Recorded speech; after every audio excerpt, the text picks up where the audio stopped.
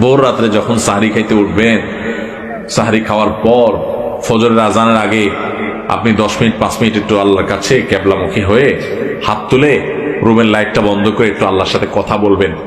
মানুষের সাথে বহুত কথা বলছেন, আল্লাহর সাথে একটু কথা বলে দেখেন।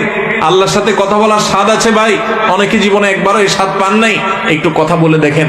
ভোর রাতে সাহরি খেতে উঠলে 10টা মিনিট একটু হাত তুলে কথা বলেন। কিভাবে কথা বলবেন? কথা বলবেন এইভাবে, ও আল্লাহ, কত গুনাহ আমি করেছি, কত পাপাচার আমি করেছি, মরতে আমার হবে, তোমার কাছে যাওয়া আমার লাগবে আল্লাহ।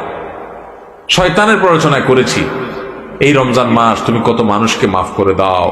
নবী করিম সাল্লাল্লাহু আলাইহি ওয়াসাল্লাম বলেছেন, ওয়ালিল্লাহি উতাকাউ মিনান নার ওয়া যালিকা ফি কুল্লি লাইলা। রমজানের প্রত্যেক রাতে আল্লাহ তাআলা অনেক মানুষকে সাধারণ ক্ষমা ঘোষণা করে দেন, যে যাও অমুক অমুক অমুক অমুক, যাও তোমাদেরকে মাফ করে দেওয়া হলো, জাহান্নাম থেকে মুক্ত ঘোষণা করে দেওয়া হলো। আল্লাহ কত মানুষকে আপনি সাধারণ ক্ষমা করে দিবেন। আল্লাহ আপনার সাধারণ ক্ষমা পাওয়ার জন্য কোনো যোগ্যতার দরকার হয় না, আপনি চাইলে যাকে তাকে মাফ করে দিতে পারেন। দুনিয়ার প্রেসিডেন্ট প্রধানমন্ত্রী চাইলে একটা দেশের যাকে তাকে যা খুশি তা দিয়ে দিতে পারে। তাদের যদি ক্ষমতা, তারা তো মানুষ। আল্লাহ আপনি তো মহান সৃষ্টিকর্তা, আপনি তো চাইলে আমার সব অপরাধগুলো মাফ করে আমাকে ফেরেশতা বানায় ফেলতে পারেন, পারেন না আল্লাহ? তো আল্লাহ আপনি